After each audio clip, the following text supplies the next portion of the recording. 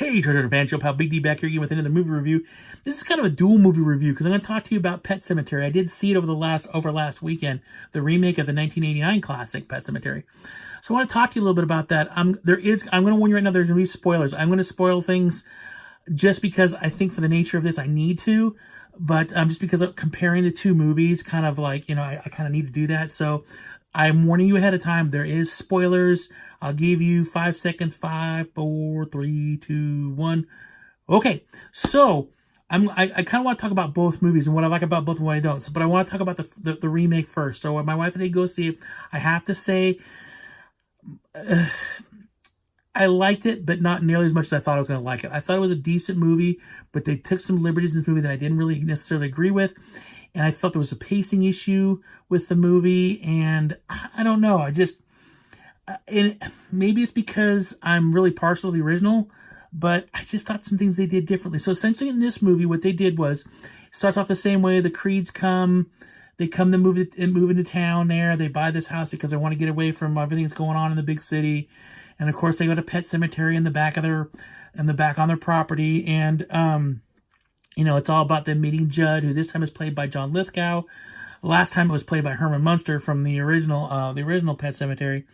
And the movie kind of plays along in the same way for the most part. They establish a couple different mythos. At the beginning, these kids are like wearing these weird masks, going through because they're burying one of their dogs. They add a couple more things in that wasn't typical. Like in the original movie, Judd takes them, the whole family down to the pet cemetery, shows them the pet cemetery. In this movie, the daughter wanders off and she kind of falls into the pet cemetery, and then Judd comes in to help her out a little bit because she gets stung by a bee.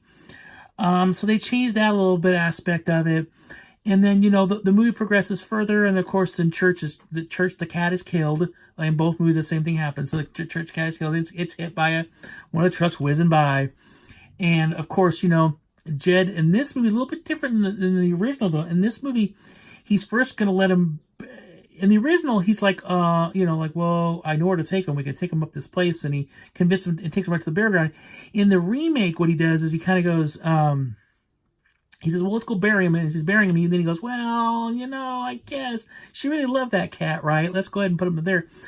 Now, that whole thing took a little bit different turn, too, because in the original movie, there was that, like, grove of trees or whatever was all there, and you had to climb up them. And then you had to go a little ways, and you had that circle pit out there, and you had to bury it within the circle. In the remake, they went up the thing, and they had to go through this water, and they had to go climb up this weird staircase that went up all the way till they got to the main area. And then the main area where the burial ground was, this looked like a bunch of rocks. It looked like a desolated place. So you bury the person. So they do that. The cat comes back. Obviously, the cat's got issues. The cat's terrifying the daughter, which didn't happen in the original very much. So that whole play is the same. Where it really starts to diverge, though, is the big moment. In the original, it's Gage, the little boy that runs out there and gets nailed by the truck. In the remake, Gage starts to run, and you think, oh, wait a second, and then the father saves Gage, but the daughter is just down in the middle of the road because the cat starts coming back. Because earlier on in the movie, the husband decided, okay, I'm just gonna get rid of this cat. I can't kill it. He tries to kill it, can't. And so he just takes the cat, like, he does one of those things you hear about in the TV every once in a while, or on the news, where somebody took their cat and abandoned him way out in the middle of nowhere, hoping they wouldn't come back, although the cat shows back up. That's kind of what happens. The cat starts walking back, the girl towards the cat, and the girl gets nailed. My first problem with that was, the girl is hit head on by the entire back end of this truck. And she had a little bit of problem with one of her eyes, and that was it. It's like, come on. That truck hit her at full speed. There is no way there'd be much of a body left, let alone being almost in pristine condition, other than she had a scar on the back of her head you saw later on, but it was covered by her hair. So that's what happens. And then, of course, they bury her, and then he does the same thing in the first movie when he goes back and gets his daughter. He brings her back, and he does something really weird. He drugs Judd, because Judd knows that's what he's going to do is go. He knows what's going to happen. He's seen it before, so he knows what's going to happen. So he's out there trying to watch over him, and then the father drugs Judd. Judd passes out, and then he takes his daughter and buries him. Now, one interesting thing about it is, it's like that. As soon as they're buried, it felt like within 2 seconds they're resurrected again, which seemed really weird. In the original, since it's a lot more time in between. So once the daughter comes back, the daughter seems kind of fine at first. She's a little bit out, like, what do you say?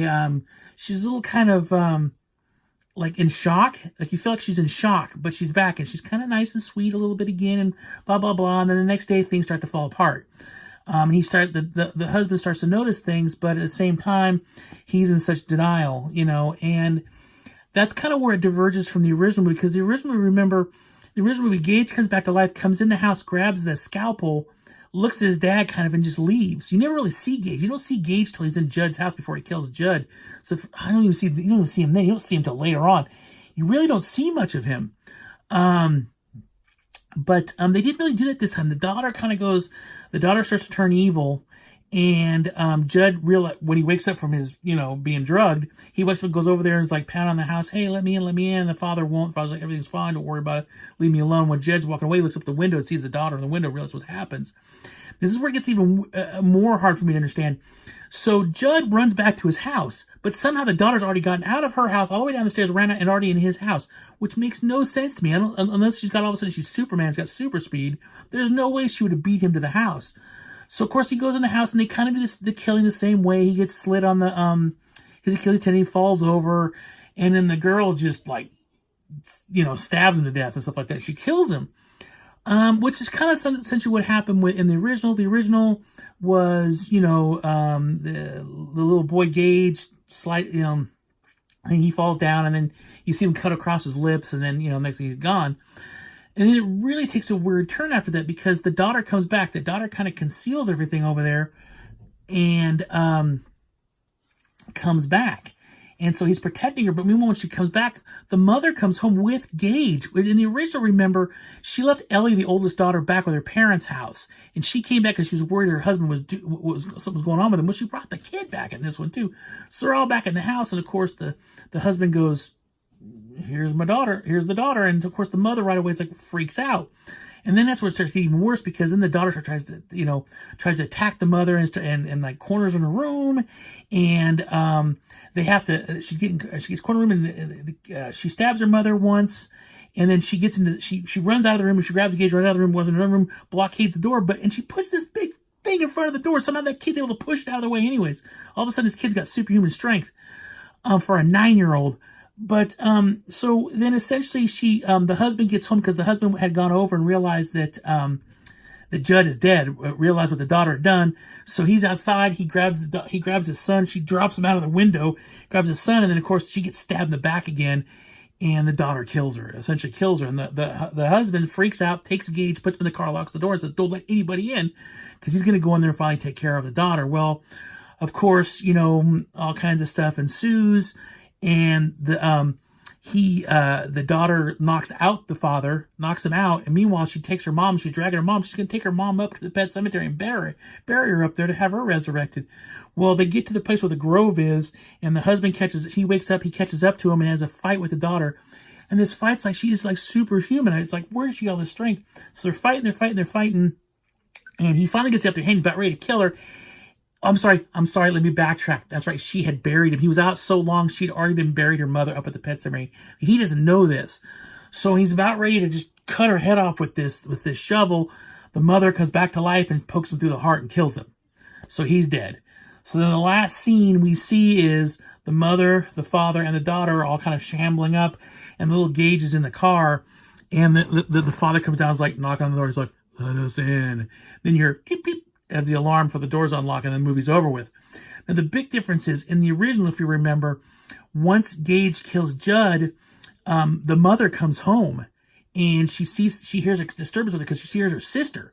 She hears her sister because the kid's talking like her sister, which they did play on that a little bit in this remake, but I don't think it was as effective as it was in the original. They kind of went sideways with that whole thing, like she made her fall down this pantry, and it was all her fault, blood everywhere. I like the original way it was dead, or in the original, the sister didn't die. The older sister didn't die because she fell in a dumbwaiter. She died because she all of a sudden just, she had some sort of spasm or something like that, and she died. It was so such an issue for the mother, because when she was a kid, when that happened to her sister, she was by herself. Well, they played on that too, but then at the same time, they made it this time like she killed her sister, which I didn't like that aspect, because I think it changed the character too much.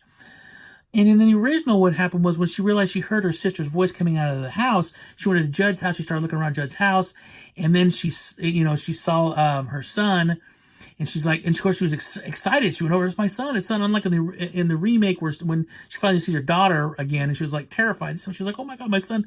And of course, Gage kills her. So and then because the husband had passed out, because he had passed out after he buried Gage, wasn't it? He buried Gage, I think it was, and then when he woke up, he realized what was happening because he got that phone call. The phone call came through, and it was Gage. He's all, "First I played with Judd, and then I played Mommy. We had an awful good time. Now I want to play with you."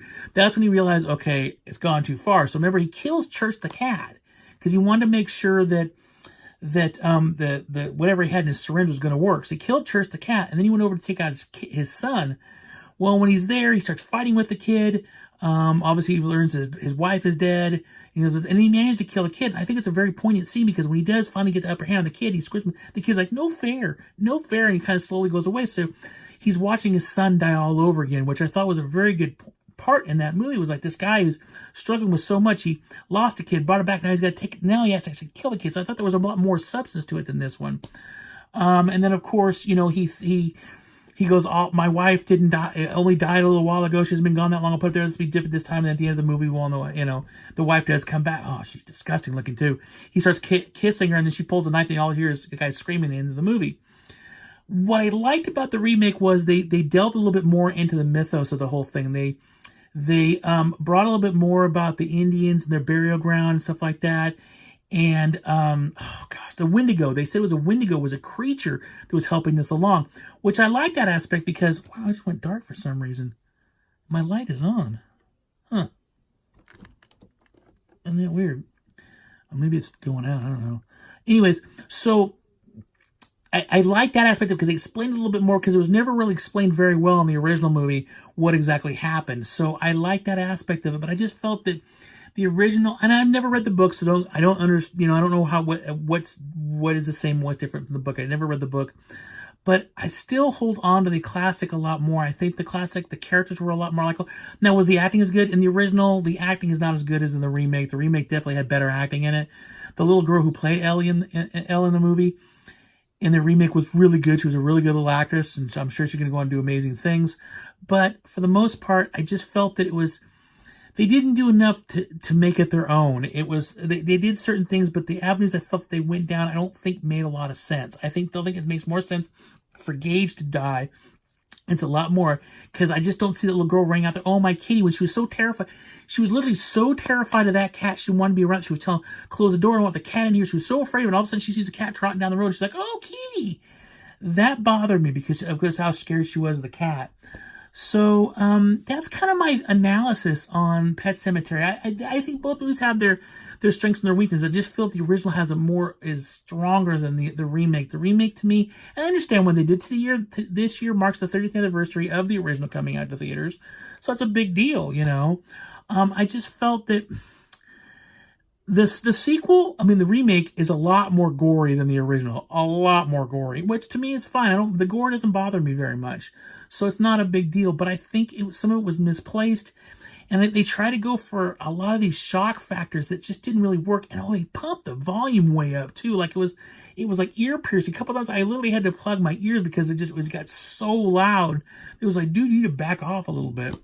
So I know this whole thing sounds like I really didn't like it. I did like it. I just don't think it's as good as the first one. I think that there's some inherent flaws in the second one. And I think there's some inherent flaws in the first one they tried to fix in the second one. They just didn't do a very good job fixing them. So, but both movies are shot very well. This movie is shot very well. The cinematography is beautiful. The location was incredible looking, and it definitely still give you that small town feel like the original did. So I thought that was really cool too. I don't know. Although John Lithgow in the remake is really, really, really good. He, to me, was one of the standout characters in that movie. He was really good. Also, the cat. Church the cat, which I know half the time was either animatronic or CGI. It was still a cool looking cat. It had some really cool poses, and you can see the beginning of this video. I had that screenshot up there at the beginning. That cat was awesome. I did like the cat. So, but that's it on my analysis of this. Now, for me, giving a review like this, my typical Red Vine one being the worst, 10 being the best movie ever, I'd give it a 6. I think a 6, 6.5 at the most. It definitely has some good stuff to it. I just think that there were some issues that still need to be worked on, and I think that they made some changes I just didn't quite agree with. And the Pack Scout character, I forgot to mention the Pack Scout character. He's a lot bigger in the original than he was in this movie. He was kind of not very much there in this remake. I mean, he still took him out and told him, don't do this and don't do that. He took him on his little trip out in the mud, stuff like that. But it just wasn't a big of an impactful character. I mean, it wasn't until the end of the movie where Gage's like, Pack Scout. You're kind of like, well, because the daughter had been talking about that earlier in the original.